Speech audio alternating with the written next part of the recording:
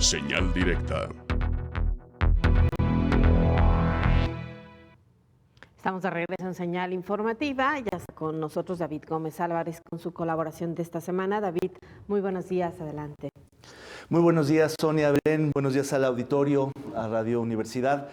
El día de hoy quiero hablar del Sistema Estatal Anticorrupción de Jalisco, al cual me sumo a partir del día de mañana formalmente, una vez que fui designado como integrante del llamado Comité de Participación Social, que es la instancia ciudadana de representación de la sociedad civil en el Sistema Estatal Anticorrupción.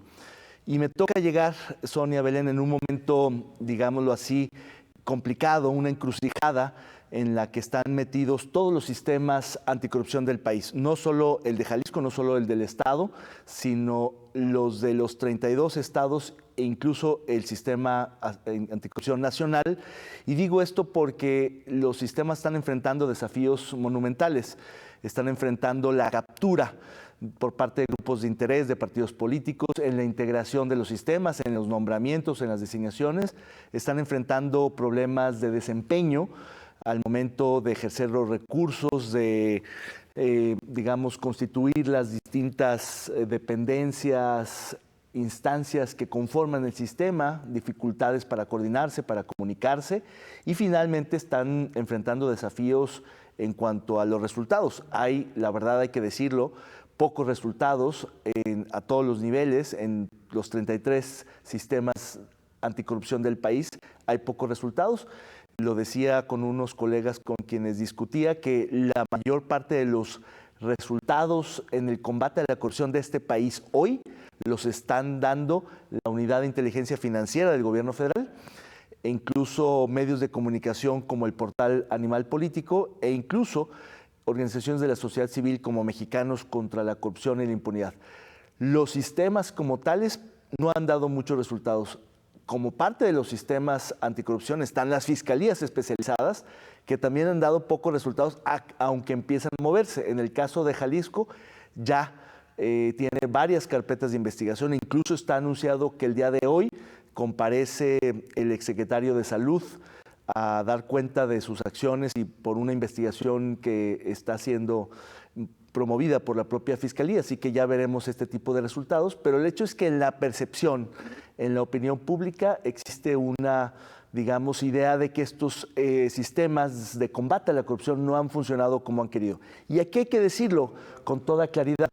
Me parece que por un lado hay una, digamos, una sobreexpectativa en torno a estas instancias de combate a la corrupción. Creo que la sociedad espera demasiado porque se presentaron demasiado inflados estos sistemas como si fueran la panacea, como si por el hecho de que existieran o se nombraran a sus integrantes se iba a acabar la corrupción, lo cual no ha ocurrido desde luego, ni tampoco va a ocurrir. Y por otro lado, creo que también, como ya lo dije, pues ha habido resultados muy limitados.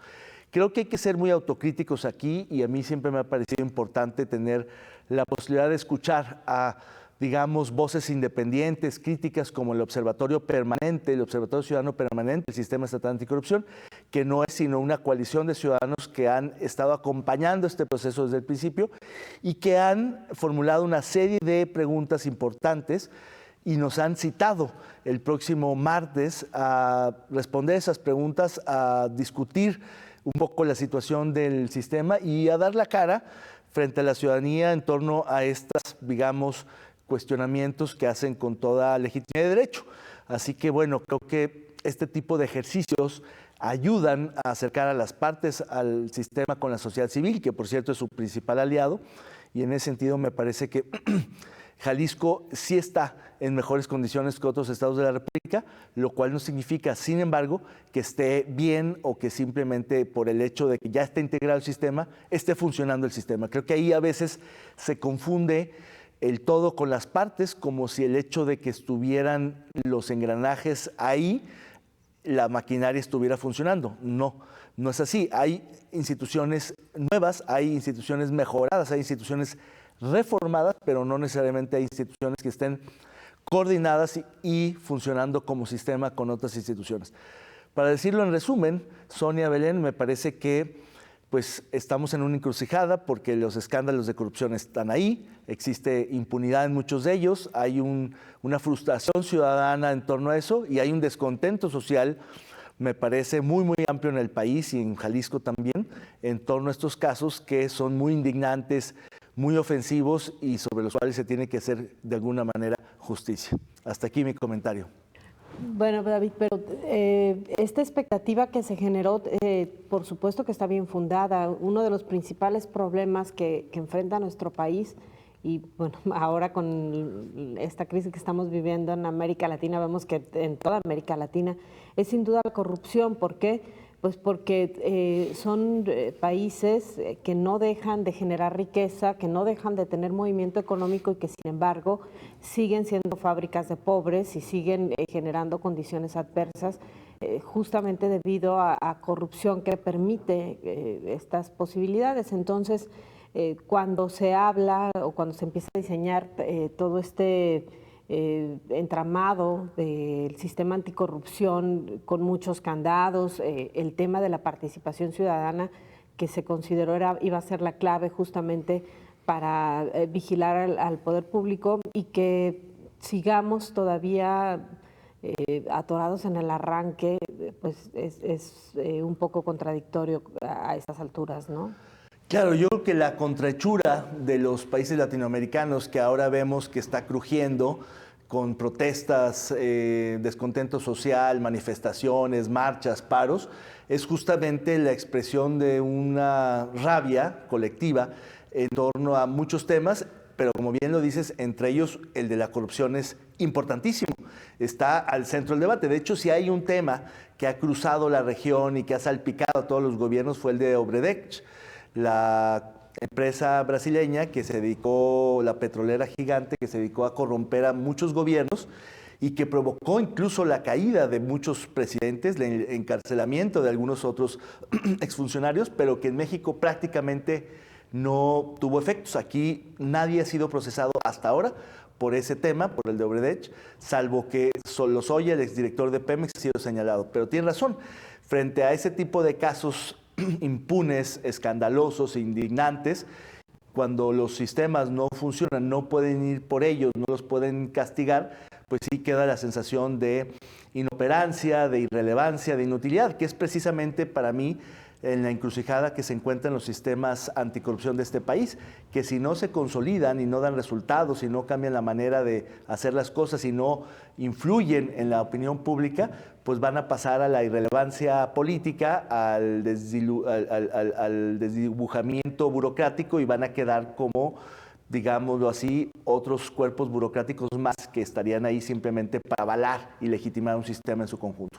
Pero incluso algo peor, ¿no? Porque se convierte en una especie de concesión que están dando los titulares de los ejecutivos a la sociedad, que lo vemos a escala nacional y lo vemos a escala local. Pero luego ya cuando revisas en concreto qué han hecho los sistemas de corrupción, pues hablar de resultados suena muy complicado. No, pues prácticamente no hay nada. Y hasta los mismos funcionarios se quejan de que si presentan una denuncia o si encuentran una inconsistencia relacionada con administraciones anteriores, ya no digamos con las locales, con las actuales, que eso es imposible, no avanzan, hay mil argumentos sobre falta de personal y en cambio vemos que los temas que sí avanzan son los que se requieren políticamente para el gobernador en turno. Entonces termina este instrumento que se suponía que iba a ser de la sociedad en convertirse en un instrumento más a favor de poder, ¿no? Sin duda, yo creo que la creación de los sistemas anticorrupción, el nacional y los estatales, fue parte de un acuerdo cupular en la clase política mexicana de conceder espacio a la sociedad civil que exigía, a partir de los escándalos de la Casa Blanca y de otros casos de corrupción de la pasada administración del presidente Peña Nieto, y justamente abrieron estos espacios, pero con todas las limitantes del caso, sin atribuciones suficientes, sin recursos plenos, sin capacidad de operación, es decir, una manera de sí abrir el espacio, pero abrirlo limitadamente, pero con, digamos, la posibilidad de legitimar al sistema en su conjunto. Y ese es el mayor de los riesgos y en eso coincido plenamente.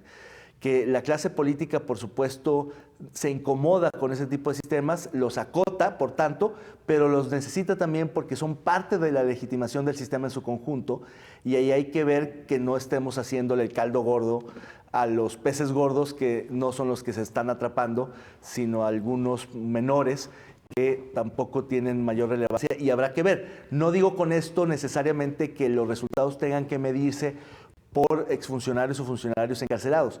Tiene que medirse a través de indicadores de apertura, de transparencia, de procesamiento, de otras variables que permitan, digamos, entender que hay menos incidencia de corrupción. Pero lo cierto es que si no se explican estos resultados, si no se explica la forma de proceder el sistema terminará legitimando al sistema en su conjunto y eventualmente terminará no haciéndolo y por tanto siendo desechable. El mayor de los riesgos es que con una reforma de la Cuarta Transformación, de la refundación o de otra instancia pudiera, digamos, terminarse con esto sin que haya, digamos, cumplido su ciclo de maduración. Así que, pues es un gran reto, yo estoy contento, yo estoy muy comprometido y pasado mañana seré parte del sistema estatal anticorrupción. Bueno, pues y ya habrá oportunidad de revisar también el trabajo que hagas y ver si hay congruencia en todo lo que nos has dicho esta mañana, David. Muchas gracias y suerte. Muchas gracias y buenos días. Gracias, David Gómez Álvarez. Nosotros hacemos una breve pausa, regresamos.